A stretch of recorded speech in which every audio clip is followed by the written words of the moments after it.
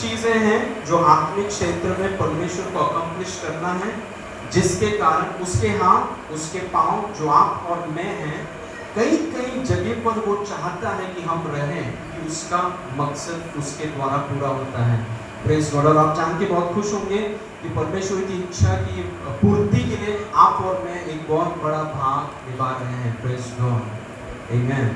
Okay, एक और चीज मैं बोलना चाहता हूँ बच्चों में जाने से पहले कि न्यू ईयर जो है वो संकल्प नहीं होगा। Praise God.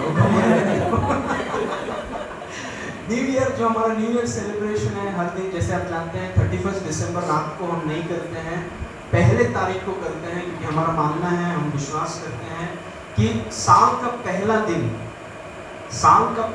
दिन जो है वो हम परमेश्वर को देना चाहते हैं।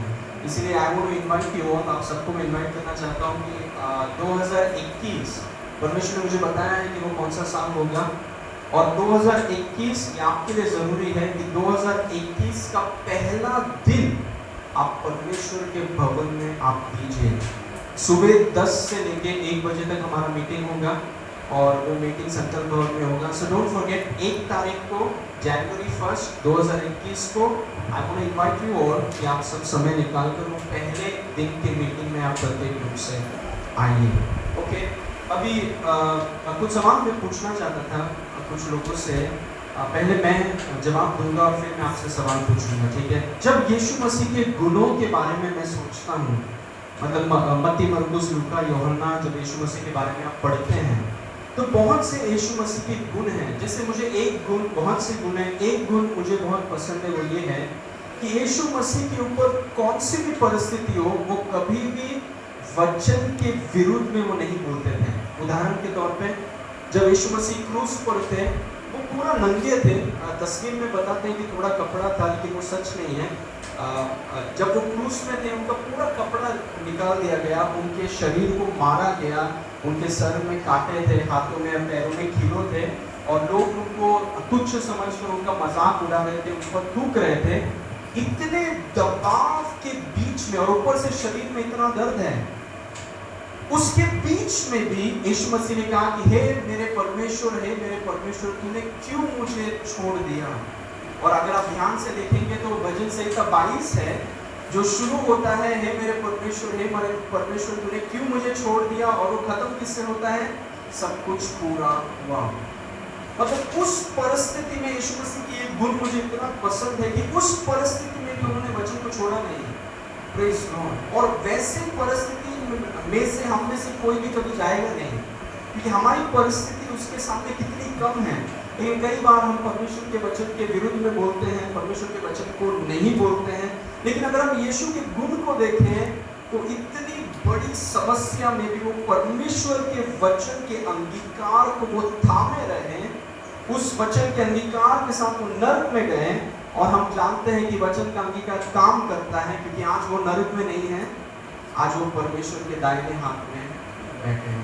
वो गुण मुझे बहुत पसंद है। तो मैं चाहता हूँ आप में से किसी को, जैसा मुझे ये बहुत से गुण है, ये गुण पसंद है, अगर आपके मन में कोई गुण है तो आप हाथ उठाइए, और मैं चाहता हूँ कि आप सबके साथ शेयर कीजिए। छोटा रखिए, ओके? अगर आपके मन में यीशु मसीह के बारे में, मत्ती, मरकुस, लूका, यूहन्ना, यीशु मसीह का कोई गुण आपको याद आता है तो हम हाथ उठा के हम सबके साथ शेयर करें। आप बताइए।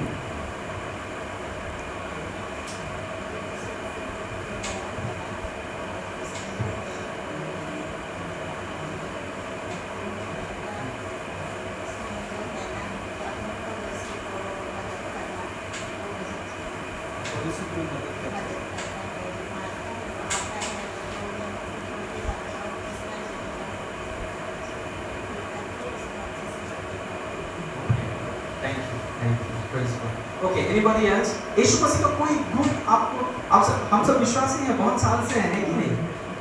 यस वीरू का खड़े होकर बताइए। आप अभी स्पॉटलाइट आपके ऊपर है, आपको खड़ा होना है।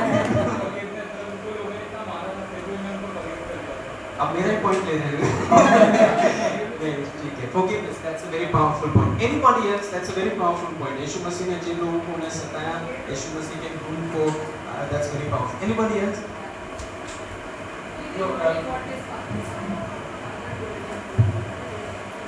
यीशु मसीह ने वही किया जो उनके पिता ने उनसे कहा है कि प्रिय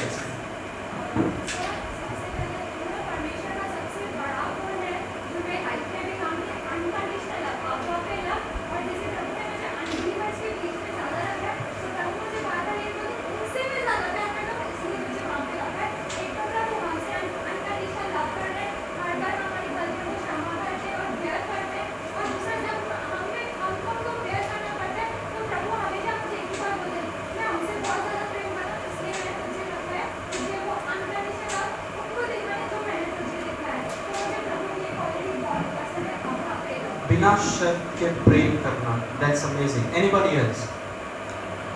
ब्रदर्स में से ऐसे मैं नाम नहीं लेना चाहता, प्लीज मेरे से नाम मत बुलाइए आप।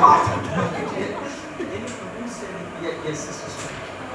So whenever there's a tough situation, like whenever there were so many people and only few percent better, but he's always calm and composed. He believes that he has that faith in God that we should have that, we shouldn't get panicked. So the calm and composed whenever he's there, whenever the situation, even the wine was not there in the wedding. So He was not disturbed. परेशानी कितने भी हो, उनका mind peace will maintain it. That's amazing. And Nitish, you raised your hand. Dependability about the father. As sister also said, कि वो pressurize नहीं feel करना था. He always gives pressure to the father. In many situations जहाँ पर एक मनुष्य के लिए असंभव है, लेकिन वो उसका ध्यान ना भीड़ पे है या चेहरों के ऊपर है, किसी के ऊपर नहीं है, वो ऊपर से देखता है वहाँ से क्या आएगा, क्योंकि मैं वहाँ से आया हूँ, I will bring my own provision जो वहाँ पे दैट किंगडम आया Heavenly minded. Amazing, amazing, good. That is Hindi and English combined. ऐसा नहीं.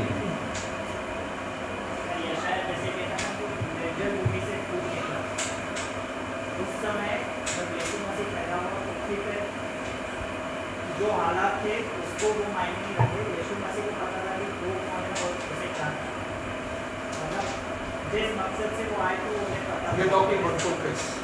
That's amazing. यीशु मसीह का फोकस, ऐसा कोई व्यक्ति नहीं है धरती पे वो इतना ज़्यादा ऑपोजिशन सहने के बाद ऐसा फोकस रखने वाला कोई व्यक्ति नहीं है. Amazing, amazing. Anybody else? जिन्होंने आंसर दे दिया वो वापस नहीं देंगे, जिन्होंने नहीं दिया है, शुभम आप बताइए यीशु मसीह का कौन सा गुण पसंद है आपको? Live above offenses. और कोई भी अपमान आपको याद है जो यीशु मसीह के खिलाफ कोई अपमान किया गया? उन्हें पियक्कड़ किया कहा गया, कोई पियक्कड़ को मारना चालू कर दिया।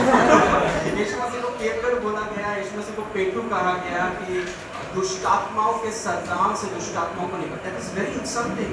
और यीशु मसीह ने उन्हें क्षमा किया। That's amazing. Anybody else? I used to have. अपनी अथॉरिटी का राइट इस्तेमाल करना होगा। Okay, जो अधिकार प्रभु ने पिता ने उन्हें दिया। That's amazing. Yeah, yes, sister. चाहे कितना भी बड़ा सिनर हो, जब उनके पास आता था तो उन्होंने कभी भी किसी को ना नहीं कहा। Amazing. वो ना नहीं कहने। टैक्स कलेक्टर्स हो या कोई भी हो, यीशु मसीह ने किसी को नहीं बोला। He was very accepting of people.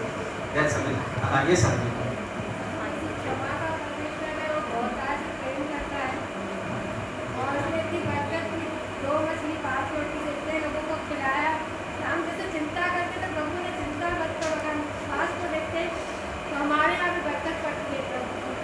बरकत देने वाले परमेश्वर। Okay, thank you. Praise God. Anybody else? Yes, brother Girish.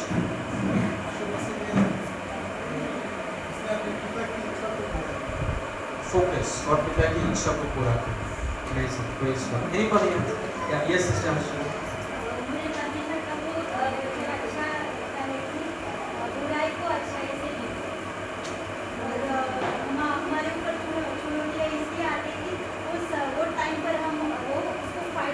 कोई एक एग्जाम्पल दे सकते हैं हम सिस्टर अर्चना जहाँ पर यीशु मसीह ने बुराई को अच्छाई से जीता?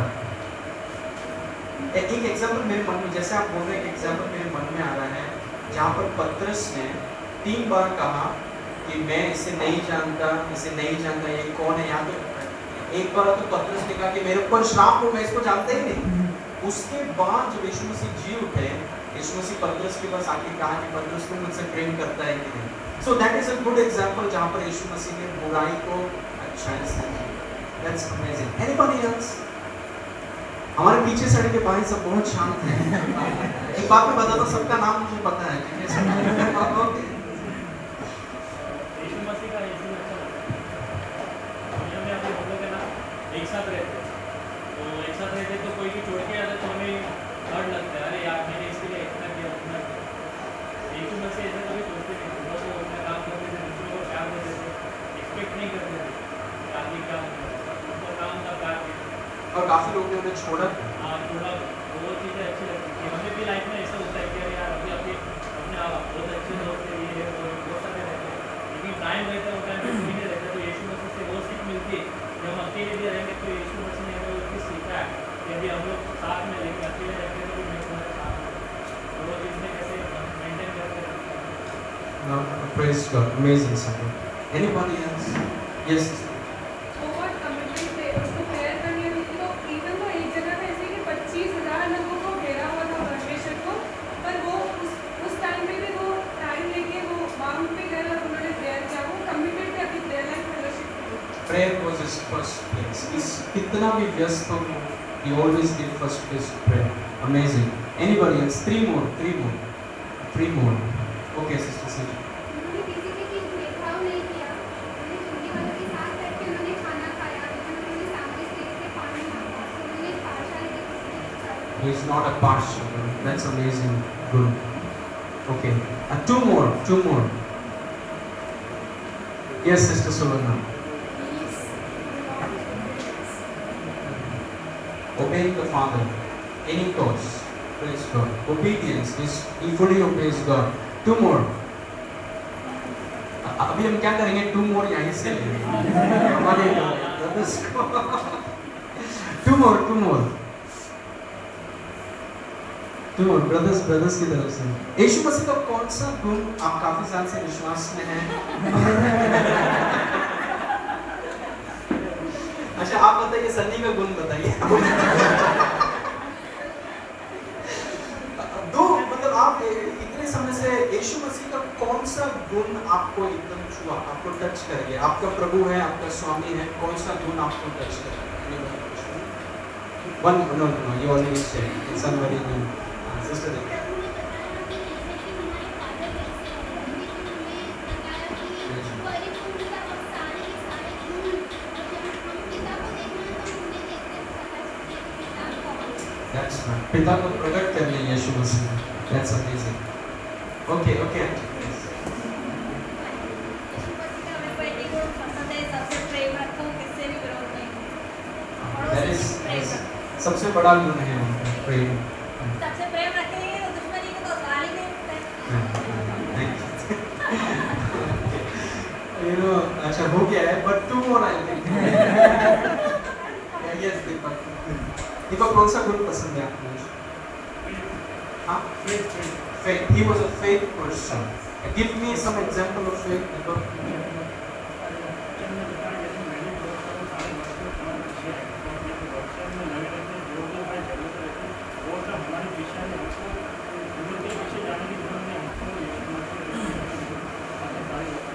या और यीशु मसीह ने अपने जीवन से वो हमें बताया भी. Okay, one more, final, that part. एक और जल्दी से खड़े हो जाइए और बताइए यीशु मसीह का कौन सा गुण? Yes brother. मैं व्यवस्था की किताब को पूरा करने आया हूँ, और जो अंधकार में है वो जान लो कि मार्ग सत्य और जीवन में है. Okay, praise God. आपने वर्स कोट कर दिया.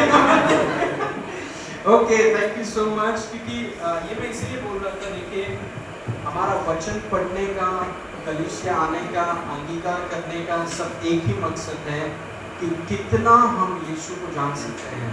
वचन में लिखा है जो लोग यीशु के ज्ञान में बढ़ते हैं उनके जीवन में अनुग्रह और शांति बहुगुणित होती है. मतलब अगर आज आप यीशु को इतना जानते हैं, आपके जीवन में शांति और अनुग्रह है, ऐसा नहीं है कि नहीं है. लेकिन अगर आप चाहते हैं कि आपके जीवन में शांति और अनुग्रह बहुगुणित हो, तो यीशु मसीह के ज्ञान में जैसे आप बढ़ने लगेंगे और यीशु मसीह के ज्ञान में जैसे आप बढ़ने लगेंगे, शांति और अनुग्रह will not be added, it will be multiplied. और आप जानते हैं कि मल्टीप्लिकेशन एडिशन से ज़्यादा है. Praise God. इसलिए हमारी ये मकसद हमारा उद्देश्य ये है कि हम यीशु मसीह को और जानें। जो 12 अगुए थे, 24 अगुए थे, उन्होंने जब यीशु मसीह को सिंहासन में देखा, बहुत उनके सरों में मुकुट था और वो मुकुट is a sign of achievement, उनको दिया गया था वो मुकुट। लेकिन जब उन्होंने यीशु मसीह की महिमा को देखा, उन्होंने अपने मुकुट को लेकर साइड में डाल दिया कि प्रभु मेरा मुकुट आपके सामने क्या है, आप जीवित परमेश्वर हैं। So that is our intention. ये जो भी हम कर रहे हैं इसीलिए कर रहे हैं ताकि हम यीशु को और जानें। Praise God. और हमारी ये कोशिश है कि व्यक्तिगत रूप में आप पर्सनली आपका यीशु को जानना पर्सनली, क्योंकि एक व्यक्ति को जितना अच्छे से आप जानते हैं उतने ही आसानी से आप उसके ऊपर भरोसा कर सकते हैं। Praise God. जब यीशु मसीह ने पतरस से कहा कि जाली को लोग नेट को लोग पानी में डालो, तो उसे बहुत तकलीफ हो रहा था कि नहीं प्रभु मैंने सारी रात मच्छी पकड़ी, इतना बहाना। आप जानते हैं क्यों? क्योंकि जब एक व्यक्ति यीशु को जानता नहीं बहुत बहाना देता है। लेकिन जैसे हम यीशु के ज्ञान में बढ़े, यीशु के चरित्र को पहचाने, यीशु के क्षमता को पहचाने, यीशु के प्रेम में बढ़े, उतना ज्यादा जैसे वो कुछ बोलेगा आप वैसा ही करेंगे, क्योंकि आप यीशु के साथ आपका व्यक्तिगत रिश्ता क्या हो रहा है, ज्यादा हो रहा है। So I want to encourage you. ठीक है, एक वचन देखेंगे और फिर हम कुछ बात मैं आपके साथ शेयर करके हम बपतिस्मा के सर्विस में जाएंगे। आइए मेरे साथ मत्ती 25 में जाते हैं। Matthew 25। I'll just take 10 minutes. I'll just take 10 to 15 minutes. Okay? Or maybe 15 to 20 minutes. Okay. Matthew 25 उसका 1 से लेकर के 13 पढ़ेंगे हम। मत्ती 25 उसका 1 से लेकर 13। उसमें लिखा है, तब स्वर्ग का राज उन 10 कुंवारियों के समान होगा। तब स्वर्ग का राज उन 10 कुंवारियों के समान होगा जो अपनी मशालें लेकर दूल्हे से भेंट करने को निकली। उनमें से 5 मूर्ख और 5 समझदार थीं।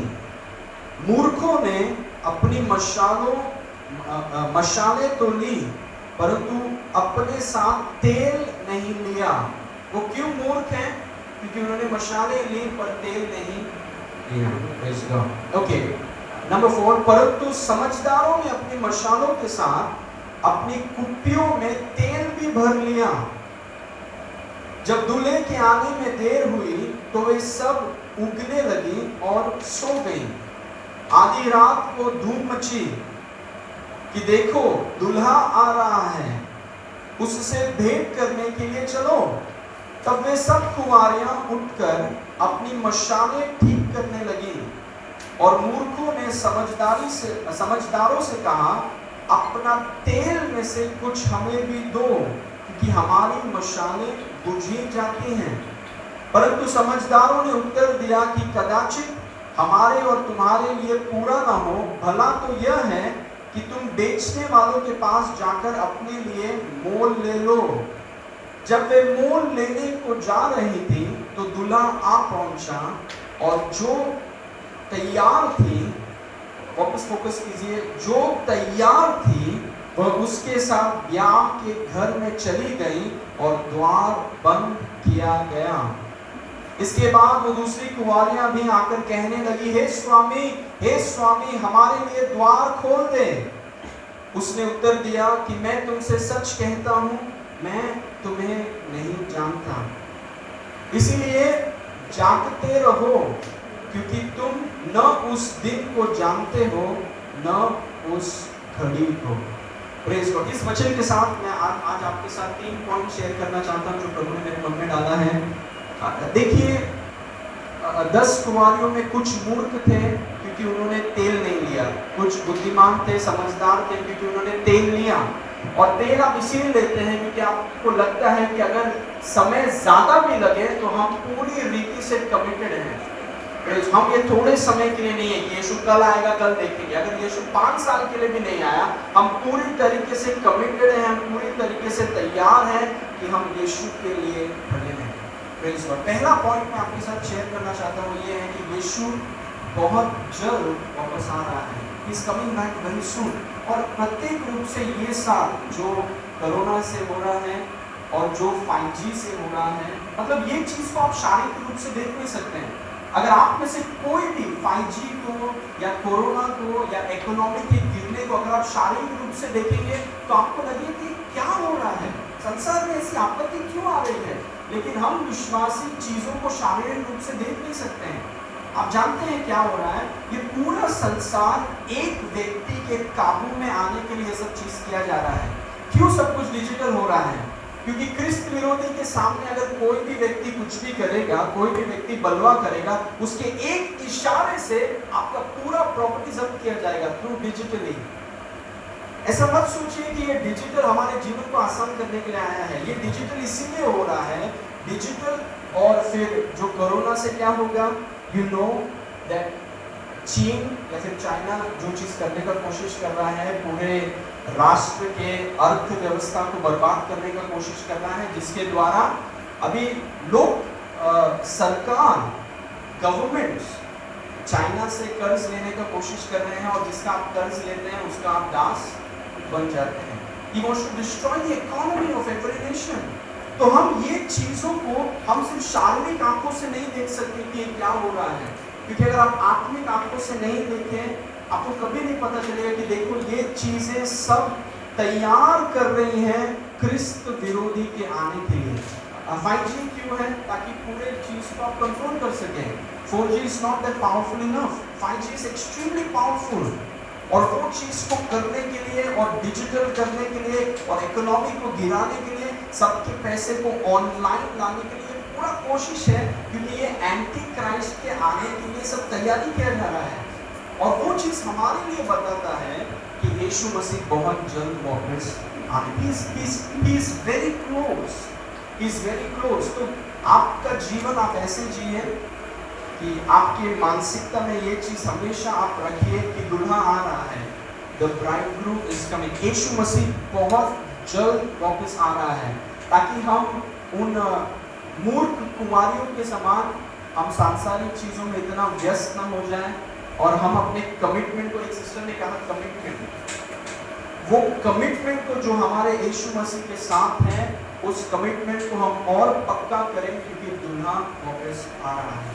Praise God. हम सांसारिक चीजों में इतना व्यस्त ना हो जाएं कि हम भूल जाएं कि ये हमारा देश नहीं है, this is not our place. भले हम यहाँ पे राज्य करना है, भले हमारा एक असाइनमेंट है यहाँ पे, लेकिन ये हमारी दुनिया नहीं है।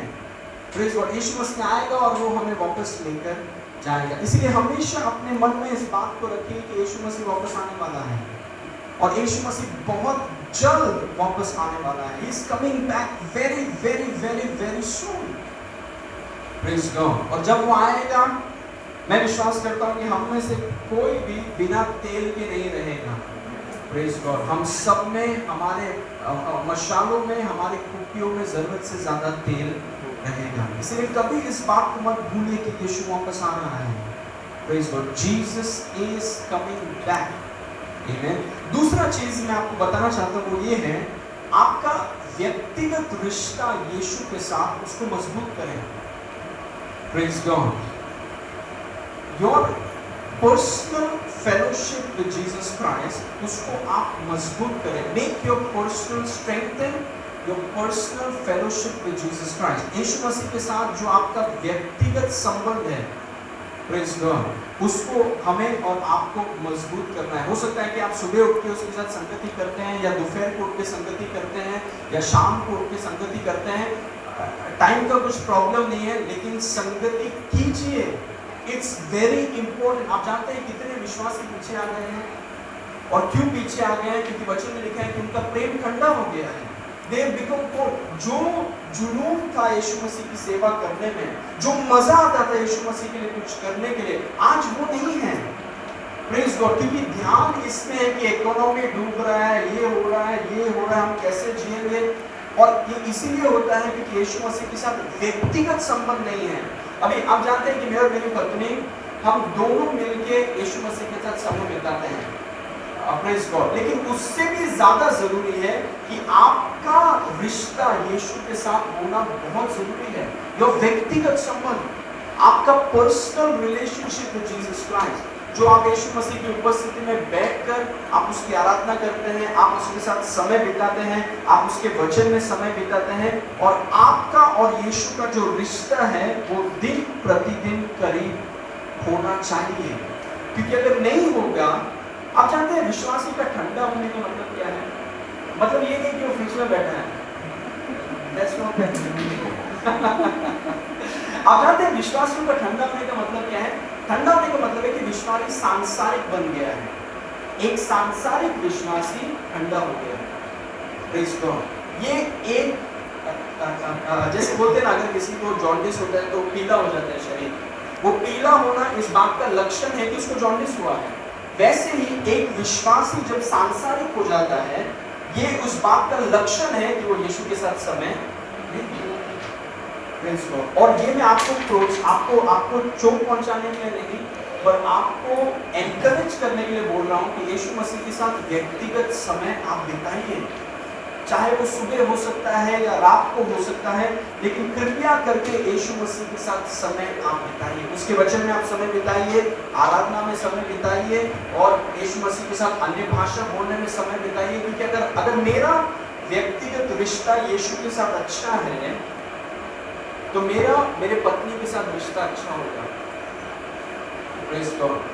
अगर मेरा व्यक्तिगत संबंध यीशु के साथ अच्छा है, तो मेरा माता पिता के साथ मेरा रिश्ता बहुत अच्छा होगा। They need to be quiet. तो I want to encourage all of you, अगर मेरा रिश्ता यीशु मसीह के साथ अच्छा है, तो ऑफिस में आप बहुत अच्छा करेंगे। बिकॉज सब कुछ उस बात से जुड़ा हुआ है। जो कुछ डाली को चाहिए, जो कुछ डाली की जरूरत है, वो सब दाखलता में है। सब कुछ उसे सिर्फ जुड़े रहना है, मतलब व्यक्तिगत संगति। अब मेरा प्रार्थना के समय I want to spend it. चाहे आप बिजनेसमैन हो सकते हैं, या आप सेवकाई में हो सकते हैं, या आप पति हो सकते हैं, या पत्नी हो सकते हैं, या आप बच्चे हो सकते हैं, या आप सर्विस करते हैं, कौन से भी क्षेत्र में आप हैं, अगर आपका व्यक्तिगत रिश्ता यीशु के साथ अच्छा नहीं है, तो यीशु से जो जीवन बहता है, यीशु से जो सामर्थ बहता है, वो जीवन में दिखेगा नहीं। इसीलिए I want to encourage you all of you today कि आप अपने व्यक्तिगत समय को, व्यक्तिगत रिश्ता यीशु को से आप मजबूत करें। Praise God. And it will affect your life, it will affect your finances. वो आपके बिजनेस पर अफेक्ट करेगा। वो आप जानते हैं, दानियल करके एक व्यक्ति है, गवर्नमेंट सरकारी नौकरी पर था, दिन में 3 बार प्रार्थना करता है, 3 बार। And he was the most powerful person in Babylon. यूसुफ, इतना शक्तिशाली व्यक्ति, इतना सक्सेसफुल व्यक्ति, अ मैन ऑफ कैरेक्टर, वो भी प्रार्थना करने वाला व्यक्ति। इसीलिए I want to encourage all of you कि आप अपने आप को जांचें। कई बार मैंने आपसे कहा है, पढ़ाने के इसमें मैं कभी-कभी इतना व्यस्त हो जाता हूँ, रेमा करना है, फिर नागालैंड जाना है, फिर शिलोंग जाना है, फिर चर्च है, इतने चीज़ों के बीच में कभी-कभी मेरा व्यक्तिगत संबंध बहुत नीचे हो जाता है, क्योंकि मैं सिर्फ दे रहा हूँ, सिखा रहा हूँ, and it's good to be honest. मैं ये नहीं बोल रहा कि मेरा व्यक्तिगत समय हमेशा 100% या 200 में रहता है। No, I want to be frank with you. कई बार मैं कामों में या सिखाने के इसमें इतना व्यस्त हो सकता हूँ कि मैं अपने आप को बोलता हूँ कि आशीष, आपका व्यक्तिगत संबंध ठीक नहीं है, वो कमजोर होते जा रहा है, ताकि अपने आप को हम उस पटरी में लेकर आए कि हम यीशु मसीह के साथ समय बिता सकें। Praise God. ओके, तीसरा और आखिरी चीज मैं आपको बताना चाहता हूँ, इसके बाद हम प्रार्थना करेंगे, और ये बहुत जरूरी है कि अपने आप को आप झुंड में रखिए। तीसरा और आखिरी चीज है, अपने आप को आप झुंड में रखिए। झुंड में, आप जानते हैं हमारा झुंड क्या है? ये हमारा झुंड है। जब वचन में लिखा है समुपदेशक में, जब एक व्यक्ति अकेला सोता है, उसको क्या लगता है? ठंडा लगता है उसको। लेकिन एक व्यक्ति अगर किसी और व्यक्ति के साथ सोए, तो उसको गर्माहट महसूस होती है। उसका बोलने का मतलब है कि हम अपने आप को कलीसिया के झुंड में रखें। हम नहीं चाहते कि इन अंतिम दिनों में आपका विश्वास और आपका प्रेम जो यीशु के प्रति है, वो एकदम ठंडा हो जाए। इसीलिए I want to encourage you कि परमेश्वर ने हर एक विश्वासी को एक झुंड दिया है। परमेश्वर ने हर एक आपने देखा है मेरे शरीर में ऐसा कोई भी भाग नहीं है जो अकेला खड़ा है, मैं तो अकेला रहता हूं। नहीं, परमेश्वर के राज में, परमेश्वर की कलीसिया में कोई भी भाग अकेला नहीं है। मेरे शरीर को देखिए, हर एक भाग एक दूसरे से जुड़ा हुआ है, क्योंकि परमेश्वर ने हर एक विश्वासी को एक झुंड में रखा है। और हमारे लिए ये बहुत जरूरी है कि आप एक विश्वासी होने के नाते आप अपने आप को एक झुंड में रखिए। और कई बार कोरोना के कारण हम आ नहीं पाए सब मिलके, और हम जूम में कर रहे थे, लेकिन हम जूम में सेवकाई नहीं कर सकते, क्योंकि फोन के सामने आपको फोन की गर्मी दूसरी है, वो गर्मी नहीं है फोन का गर्मी दूसरा है। प्रेज़ लॉर्ड, उस गर्मी की बात नहीं कर रहा हूँ मैं, उस गर्मी की बात कर रहा हूँ जब विश्वासी लोग साथ में आते हैं और वहां पर पवित्र आत्मा की उपस्थिति है। विश्वासी जीवन अकेले नहीं जिया जा सकता। यू कैनॉट लिव, अगर आप जी पाएंगे अकेला विश्वासी जीवन, आप आत्मा जुड़ गए ना, आप सच में आत्मा जुड़ गए तो आपको साइन देना पड़ेगा अलग से, क्योंकि विश्वासी जीवन अकेला नहीं जिया जा सकता, इट्स इम्पॉसिबल। इसीलिए ये हमारा झुंड है, आर्क कलीसिया हमारा झुंड है। इस झुंड के बीच में यहाँ पर प्रार्थना है, यहाँ पर अभिषेक है, यहाँ पर एक छाता है, उसके अंदर रहना ये आपके लिए और मेरे लिए बहुत जरूरी है। विश्वासी जीवन अकेला नहीं जिया जा सकता। You can't live it alone. बोला मैं ही हूँ, यीशु मसीह ने मैं ही, और कोई नहीं चाहिए मेरे को। This is deception. यीशु मसीह ने सबको एक स्थानीय कलीसिया, जिसको हम बोलते हैं लोकल चर्च, हर एक व्यक्ति को लोकल चर्च दिया है, जहां पर परमेश्वर के दास को उनका नाम पता है, जहां पर लीडर्स को उनका नाम पता है, प्रार्थना के टाइम में उनका नाम लिया जाता है, उनके परिवार के लिए प्रार्थना किया जाता है, उनके विवाह के लिए प्रार्थना किया जाता है, और उनको मानो कंबल से ढका जाता है।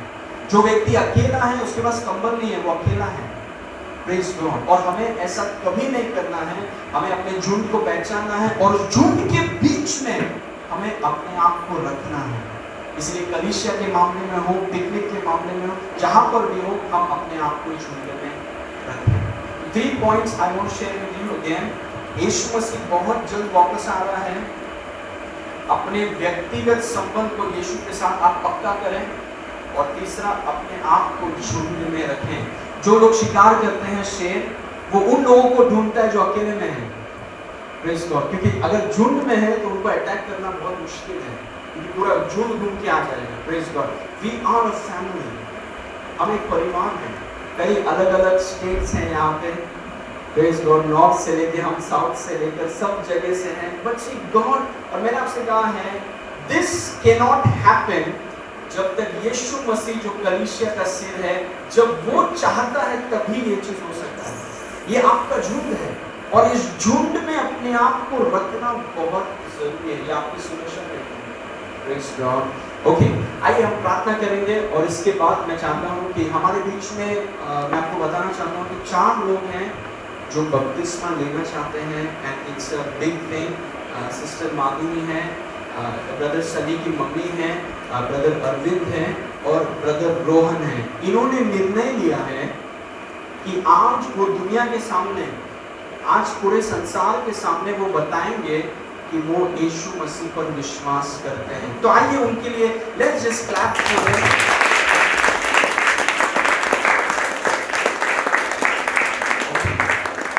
You know why I want you to, क्यों मैं चाहता हूँ कि आप इनके लिए ताली हमने क्यों बजाएं, क्योंकि देखिए बहुत लोग छुप के विश्वास करते हैं, वो किसी को बताना नहीं चाहते कि हम विश्वास करते हैं।